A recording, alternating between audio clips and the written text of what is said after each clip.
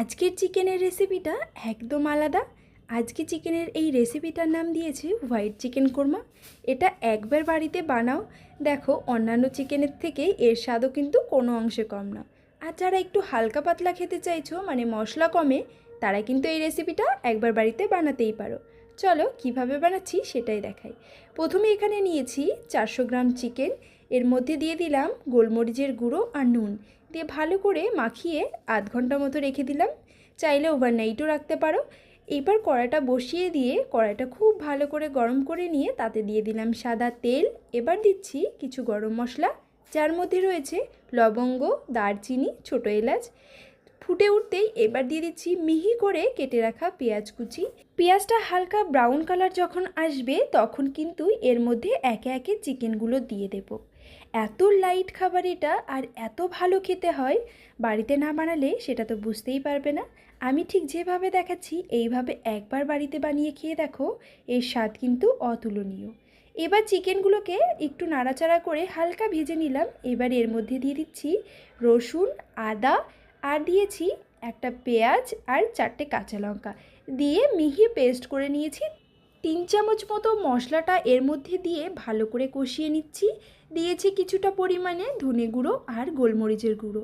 এই যে চিকেনের রেসিপিটা, এইটা কিন্তু গোলমরিচের গুঁড়োটা একটু বেশি যাবে, আর এই গোলমরিচের গুঁড়োতেই কিন্তু পুরো স্বাদটা আসবে।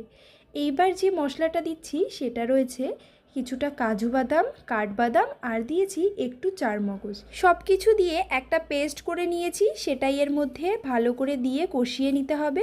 ঢাকা দিয়ে দিয়ে কষাতে হবে। এবার এর মধ্যে দিয়ে দিলাম কিছুটা পরিমাণে নুন, দিয়ে দিলাম কাঁচা লঙ্কা, দিয়ে ভালো করে ঢাকা দিয়ে কষিয়ে দিচ্ছি। এই রেসিপিটার রং একদম সাদা হবে, সেই জন্যই কিন্তু এটার নাম দিয়েছি হোয়াইট চিকেন কোরমা।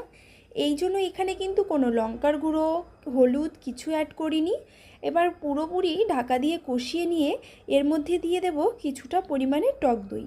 টক দইটাকে কিন্তু আগে খুব ভালো করে ফেটিয়ে নিতে হবে। টক দইটা দিয়ে আঁচটাকে কিন্তু একদম কমিয়ে অনবরত নাড়তে হবে, না হলে দইটা ফেটে যাওয়ার ভয় থাকবে।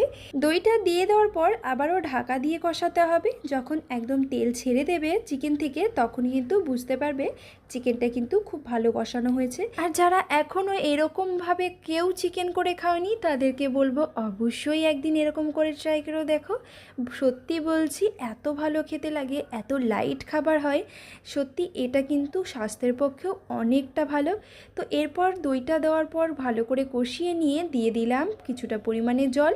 এখানে জলের পরিমাণ কিন্তু একদমই অল্প দিয়েছি, এতে বেশি ঝোল থাকবে না। একদম অল্প ঝোলে এই চিকেনটা রান্না হবে। ঝোলটা দিয়ে ভালো করে নাড়াচাড়া করে আবারও মিনিট 10 মতো ঢাকা দিয়ে রাখবো।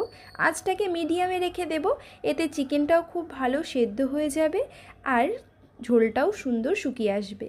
নামানোর কিছুক্ষণ আগে আমি কিছুটা ধনেপাতা ছড়িয়ে নামিয়ে নেব। চাইলে এখানে কসুরি মেথিও অ্যাড করতে পারো, তবে আমি ধনেপাতা দিয়েই নামিয়ে নিচ্ছি। তো আজকের রেসিপিটা কেমন লাগলো কমেন্টে জানাতে ভুলো না। ভালো লাগলে লাইক করো, শেয়ার করো, আর সাবস্ক্রাইব করো। আর যারা ফেসবুক পেজ থেকে দেখছো, তারা অবশ্যই ফলো করবে। আর নতুন নতুন কী রেসিপি বানানো যায় সেটা কিন্তু কমেন্টে জানাতে ভুলো না। আমি অবশ্যই চেষ্টা করে দেখব নতুন কী রেসিপি বানানো যায়। তো চলে আসবো আবারও নতুন একটা ভিডিও নিয়ে। আজকের মতো এখানেই শেষ করছি। টাটা।